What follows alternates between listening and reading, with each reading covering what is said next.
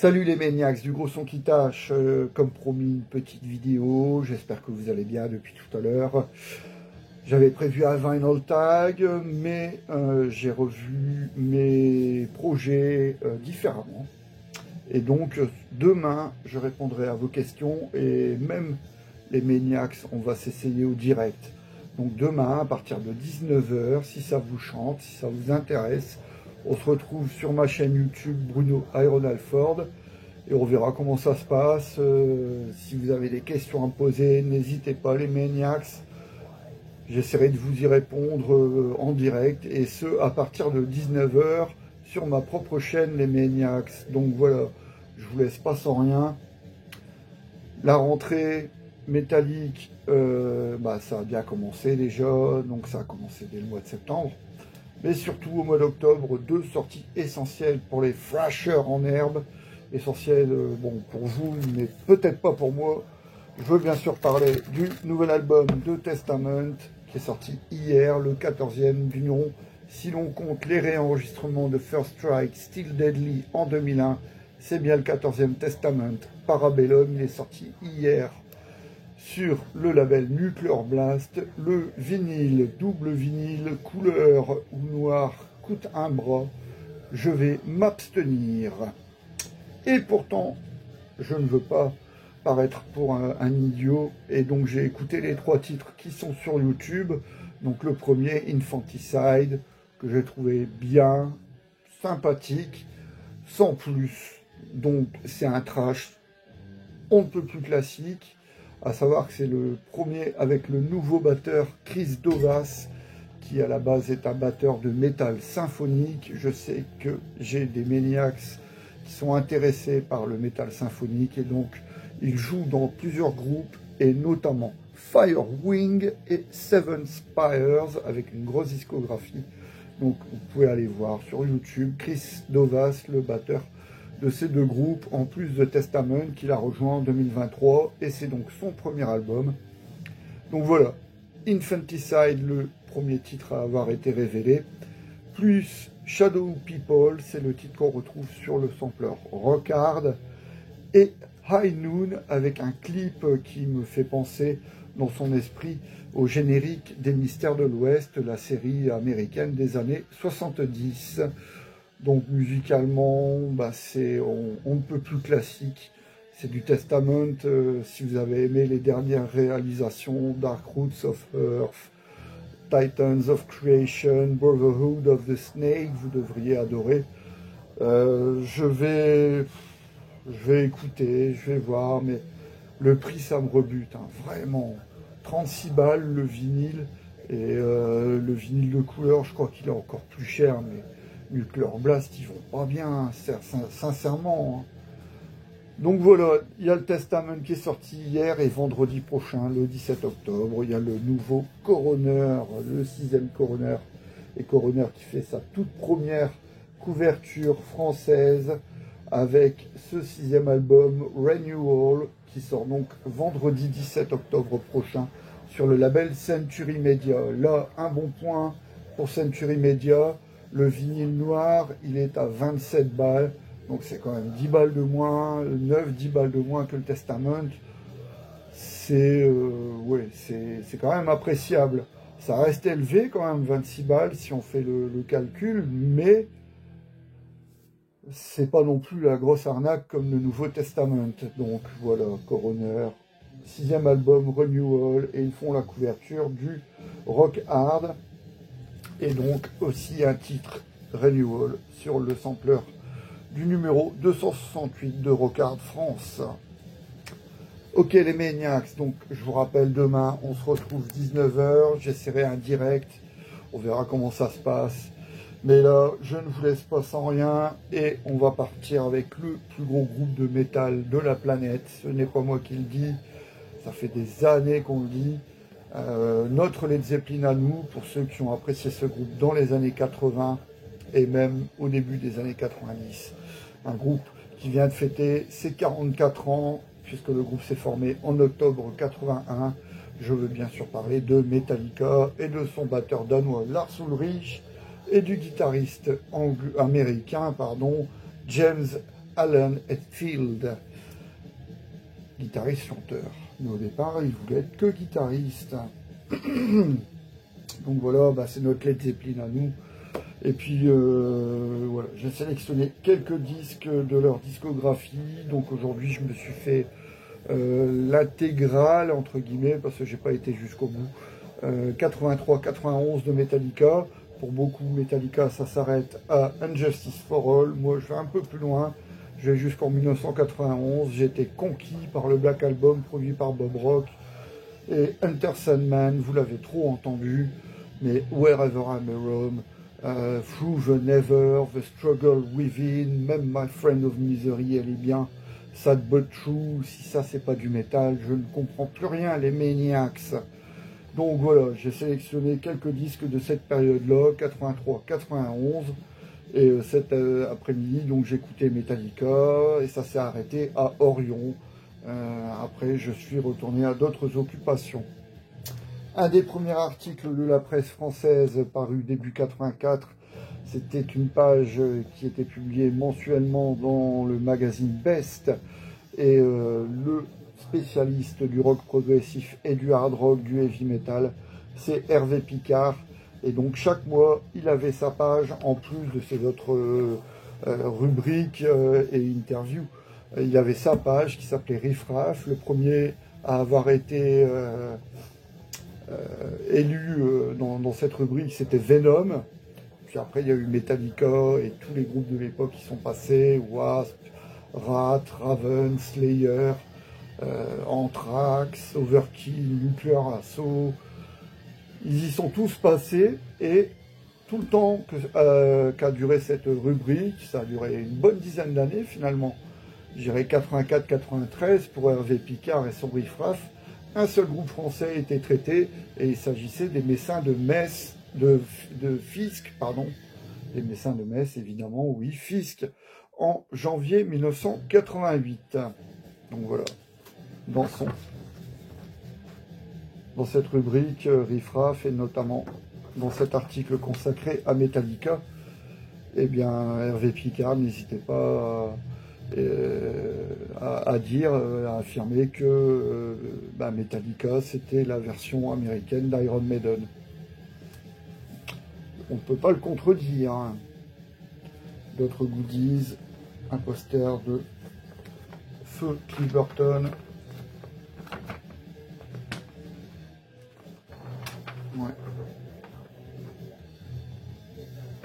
Et là, je pense qu'il s'agit d'une photo de la toute dernière date de la tournée Wherever We May Roam Tour en Belgique, à Vester. Donc en juillet 93, c'était la dernière date. Est-ce que c'est marqué? Non, mais c'est Ross Alfin, le fameux photographe mondialement connu, qui a photographié les plus grands, Iron Maiden en tête, et donc Metallica. Une autre, la tournée Hell on Earth en carte postale, c'est une tournée qui n'a jamais eu lieu, tournée qui devait avoir lieu au printemps 84 avec The Roads et Exciter, et faute de prévente, cette tournée anglaise a purement et simplement été annulée. Alors, le premier album, bien sûr, Killable, dans son pressage Music Foundation, avec une pochette intérieure, les textes et les photos. Pochette intérieure qui n'existe pas dans la version française de Bernet, avec le logo également Enfer Magazine.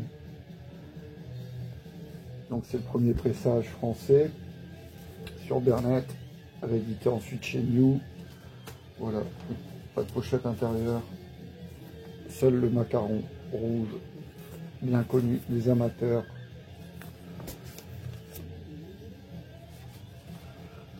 L'année suivante, bien sûr, le groupe confirme de manière éclatante avec ce deuxième Ride the Lightning, version Picture Disc de chez Music Foundation. Et je me répète, je ne fais que ça, un Picture Disc ne s'accroche pas au mur. La preuve, ce disque-là a pris Le soleil, il est tout jaune. Enfin non, c'est délavé. Un autre picture disc avec des photos de tueurs. Tripping Death, paru toujours sur Music for Nation. Et voici les photos de tueurs. Génial. 1984 pour la tournée avec Tank. Un témoignage de cette tournée, un des pirates les plus connus de Metallica, édité à maintes reprises, notamment également sur ce CD Seek and Destroy, le live du Lyceum le 20 décembre 1984, avec Tank donc.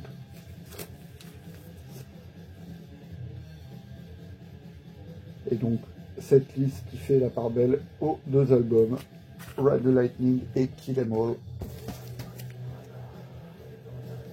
1986, Master of Puppets, le pressage New Electric Way, pressage du tiers-monde. Tous les pressages Musidisc, la qualité est à désirer, que ce soit les disques de chez Noise, distribution Musidisc, Accord, ou New Electric Way, New Records, c'est pauvre. On écoute le disque deux fois et à partir de la troisième écoute, le disque craque, le disque est neuf, on ne comprend rien. On pense être un cas isolé et quelques années après, en discutant avec les copains qui ont acheté le disque en même temps que moi, à la même époque, sans nous connaître, eh bien, on avait fait le même constat. 1987, bien sûr, basse omniprésente du nouveau venu Jason Newsted qui remplace Cliff Burton. Basse omniprésente et surtout sur Helpless et Crash Course in Brain Surgery, reprise de Diamond Head et de Budgie, et les trois autres reprises sur ce 598 EP, The Wait, The Killing Joke, The Small Hours, The Holocaust et double reprise, double dose de Misfits, Last Caress, Green Hell. Première sortie sur la majeure européenne Mercury, qui a racheté le contrat liant Music for Nation et Metallica, et tourné des Monsters of Rock la même année pour fêter ça. Son la belle vie. Un de mes premiers collecteurs, en 1989, je me rends dans une foire au disque à Tourcoing avec la modique somme de 100 francs. Autant dire que j'étais vite un peu largué. Je suis arrivé, il y avait des tables complètes avec des bootlegs de groupes, des bootlegs de Metallica qui était mon groupe favori. Allez, en 89, c'était mes préférés vraiment. Et c'est des bootlegs à 200, 300, 400 balles. C'était trop gros pour moi, mais je suis quand même sorti de là. J'avais dépensé mes 100 francs, pas un franc de plus, et j'avais trouvé ce single de Metallica, Eye of the Beholder, mes deux autres acquisitions étant le maxi The Real Me, parce que j'avais le 45 tours avec Lake of Fools, mais je n'avais pas le deuxième titre Warcry, donc je voulais avoir Warcry. Je l'avais trouvé aussi, ce maxi d'Oise, et Under Jolly Roger, le troisième Running Wild. Je repense à les Messins de Metz. Petite question les Maniacs, si vous possédez ce maxi de One version démo avec Tripping Death et For Whom the Bell Tolls, combien y a-t-il de pages au booklet? Voici Gatefold, magnifique, mais par contre je ne suis pas sûr, pour moi il manque des pages à mon booklet, je n'ai que ça. Voici. Donc je sais pas, pour moi il manque quelque chose, pour moi c'est pas un booklet, le booklet doit être plus conséquent, je ne suis pas sûr. Donc si vous avez ça, les Maniacs, le maxi avec la version démo de One, vous serez très très sympa de me dire exactement ce qu'il en est concernant ce fucking booklet. Magnifique le logo du maxi One, logo dessiné par Pushed.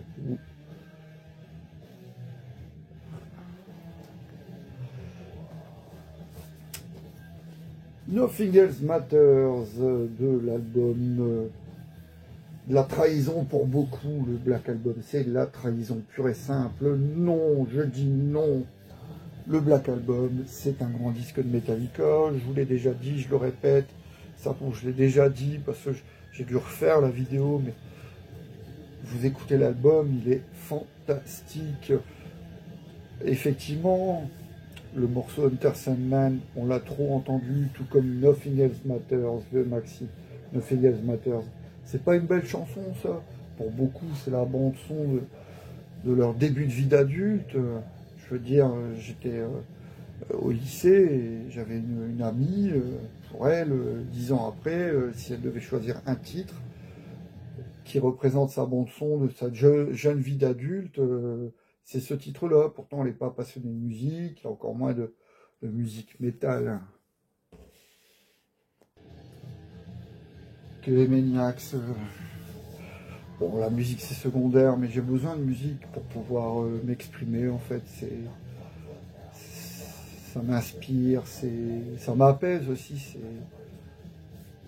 un super antidépresseur finalement. Voilà, nous étions donc à cet album, ce fucking Black Album, dont est extrait le Nothing Else Matters. Mais oui, Sad But True, c'est quoi? C'est de la polka. Prove Never, c'est du tango. Non, ça reste du métal à 100%, bien plus mainstream, c'est vrai, mais ça sonne comme du Metallica. On ne peut pas dire le contraire. On peut pas dire le contraire. Mais j'ai pris ce maxi, non pas pour Nothing Else Matters, je l'ai pris parce qu'il y a la fameuse version live de Harvester of Sorrow aux Monsters of Rock de Moscow. Et ça, c'est du terrible Metallica. De toute façon, cette année 91, Metallica, c'était les dieux. James Hetfield à Donington cette année-là, qui harangue le public juste avant le forum de Beltoz. C'est visible sur la VHS DVD, 1 an et demi de la vie de Metallica. C'est James Hetfield, voilà, il transpire l'assurance, la passion, l'envie d'en découdre. C'est le dieu du métal et ils étaient tous encore avec les cheveux longs, tous en noir. Non, le changement a été trop brutal avec Lod, mais certainement pas avec le Black Album.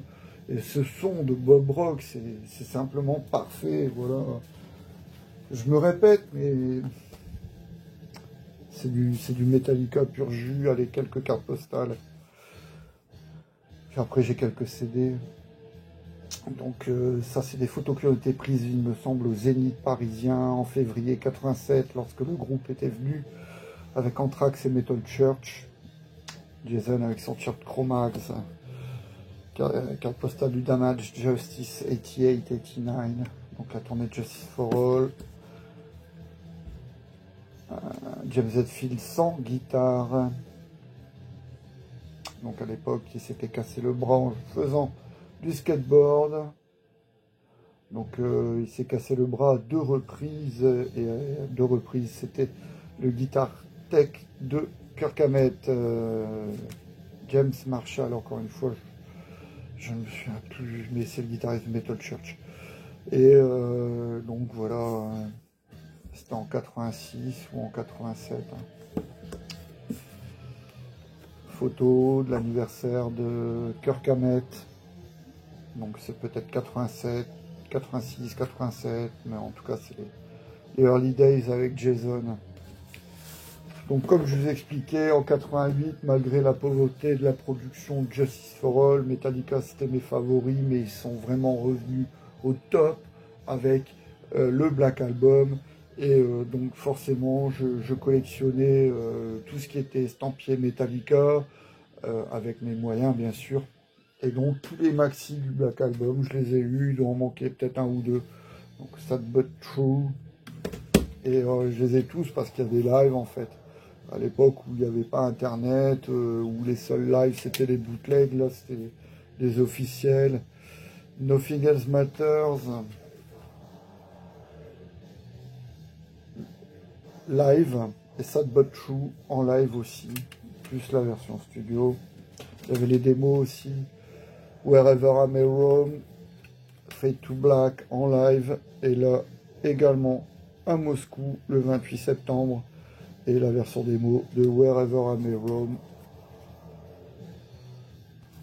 J'avais aussi la version Digipack de Wherever I May Roam. Là, il s'agit de Sad But True, encore une fois, numéroté, limité à 9999 copies. Et il y avait là-dessus la reprise de So What, Antino War League et Harvester of Sorrow en live. Et il s'agit de la version des Monsters of Rock de Moscou. Enter Sandman, le tout premier single tiré de l'album Noir de Metallica, avec la reprise de Queen qu'on retrouvait sur la compile pour les 40 ans de Elektra, le label américain. C'était une compile qui s'appelait Rubaiyat. Ils avaient enregistré une reprise de Queen spécialement pour cette compile. On la retrouve également sur ce single. C'est le titre Stone Cold Crazy. Et la première démo à avoir été entendue, c'était celle donc d'Enter Sandman. En fait, j'ai acheté ce disque, l'album n'était pas sorti. Et allez deviner que c'est Metallica. J'ai dû demander au vendeur.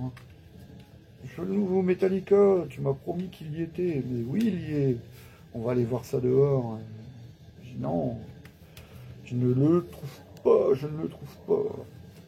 Et quand j'ai entendu ça, il a mis à fond dans le magasin. Wow. C'est bon, c'est bon. C'était pour moi, voilà. Un titre, ça m'a suffi.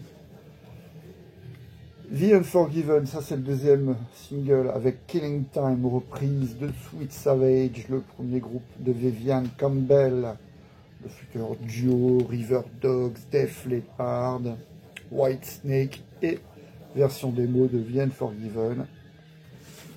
Et Nothing Else Matters, la version du Freddie Mercury Tribute le 20 avril de l'année 1992. Freddie Mercury Tribute, bien sûr, au Wembley Stadium. C'était Metallica qui ouvrait. Ensuite, il y a eu Def Leppard, les Guns, Extreme. Et puis après, c'était le show de Queen avec plein d'invités. Et bien sûr, Tony Iommi qui épaule Brian May, John Deacon et le batteur de Queen, producteur Roger Taylor, bien sûr, qui épaule donc les trois membres encore vivants de Queen, plus James Hetfield au chant pour une version de Stone Cold Crazy. Voilà les Maniacs. Non, allez, un petit bonus, je l'avais sorti aussi, je l'aime beaucoup, c'est les deux maxi The Early Days, Jump in the Fire, Creeping Death, réédité sur Music for Nation. Donc, version CD de chez Music for Nation. Deux maxi uniquement sortis en Europe, finalement. Puisque Jump in the Fire n'est pas sorti, c'était Whiplash qui avait été sorti par Megaforce, mais Creeping Death, je ne sais pas s'il est sorti aux États-Unis. Ok les Maniacs, Damnation, Morbid Angel. Ok les Maniacs, donc comme promis, je vous avais promis cette vidéo, donc ça y est, voilà, c'est fait. Et donc je vous dis à demain, à partir de 19 h, on va essayer le direct, on va voir comment ça se passe les Maniacs. Prenez soin de vous et je vous dis à demain. Si vous avez des questions, n'hésitez pas. À demain.